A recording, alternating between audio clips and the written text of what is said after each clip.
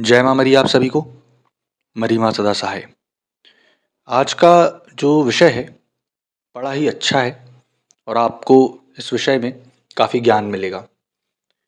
बाबा गंगाराम अघोरी जी के विषय में आज हम बात करेंगे। मैंने कई ऐसे यूट्यूब पर वीडियोस देखे जिसमें ये बताया जा रहा है कि बाबा गंगाराम अघोरी जी की साधना करने से उनको वैराग्य उत्पन्न हो जाता है।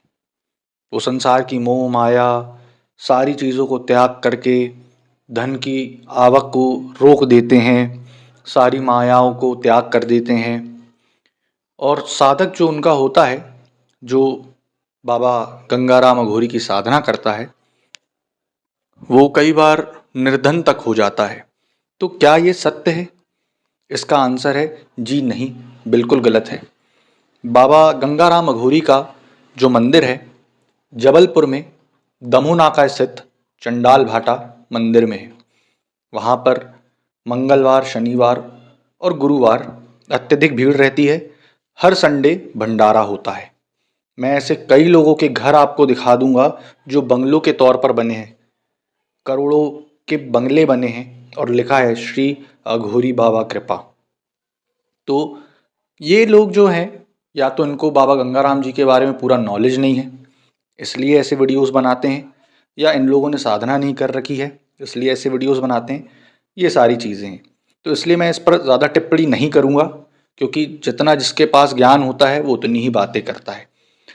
अब आते हैं कि बाबा गंगाराम अघोरी जी की साधना 21 दिनों में आप सफलतापूर्वक जब करते हैं, उनका हवन करते हैं, प्रत्यक्षीकरण करते हैं, तो उनकी ऊर्जाओं का समावेश आपके बॉडी में, आपके जीवन में क्या परिवर्तन लाता है और आगे क्या होता है। जब आप बाबा गंगाराम अघोरी जी की साधना करते हैं, तो अगर मैं अपने स्वयं के अनुभव बताऊं, तो पहली चीज़ ये होती है कि आपका मन बहुत शांत हो जाता है। ठीक, क्योंकि अघोर का मतलब ही ये होता है कि अपने मन को शांत करना, अपने मन को साधना, पहली चीज़। दूसरी चीज़, आपको उग्रता कब आती है? जब आप साधना करने बैठते हैं।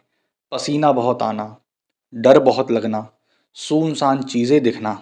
ठीक, अब सुनसान से ये कोरिलेट मत कर लीजिएगा कि हाँ सुनसान दिख रहा है तो वैराग्य आ जाएगा। ऐसा बिल्कुल नहीं होता।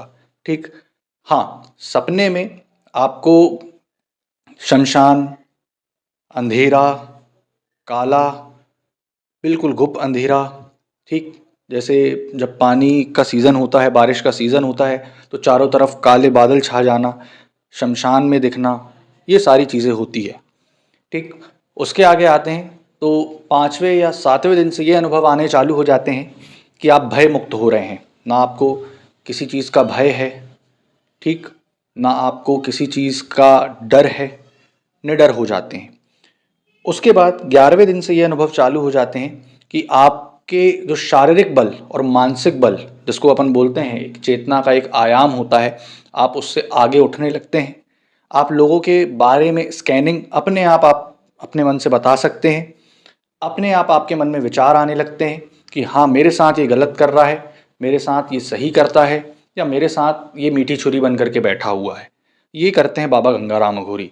ठीक, यहाँ तक कि साधना करने के पश्चात बाबा ने इतनी तक रक्षा करी है कि अगर घर के सामने किसी तेली की डेथ हो गई है, या किसी ऐसे व्यक्ति की या तांत्रिक की डेथ हो गई है जो कि पूरे इलाके को परेशान करके रखा है या पूरे क्षेत्र को परेशान करके रखा है, तो बाकायदा मैंने वो चीज़ें देखी है कि बाबा गंगाराम अघोरी आपके घर के बाहर तक पहरा देते हैं।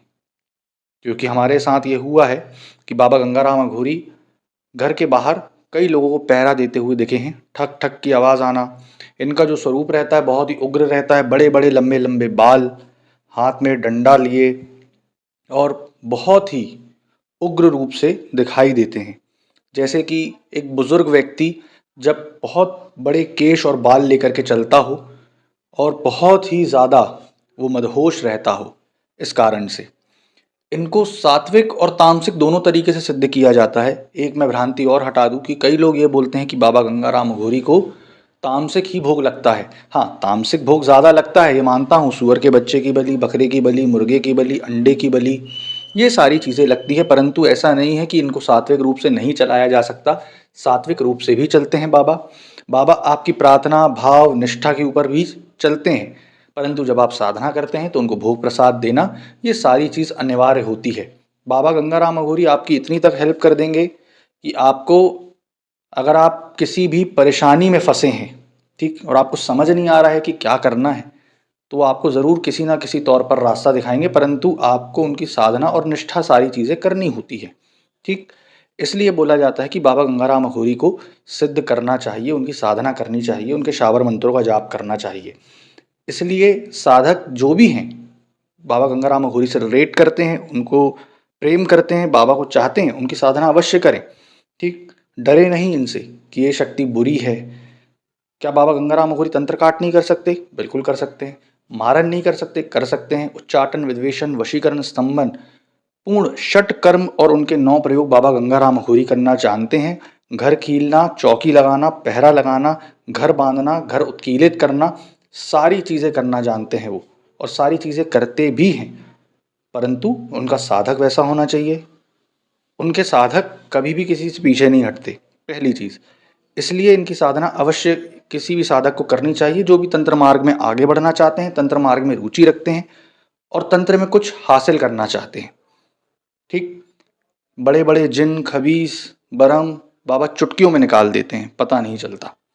इसलिए इनको कृपया कर, जहाँ तक मेरी हाथ जोड़ के रिक्वेस्ट है कि ऐसे बदनाम ना करें कि उनको उनकी साधना करने से आपके अंदर वैराग्य आ जाएगा, आप निर्धन हो जाएंगे, आपकी शादी करने की इच्छा नहीं होगी। ये सब भ्रांतियाँ साधकों के मन में मत डालें और सारी चीज़ें अच्छा ही नॉलेज लें।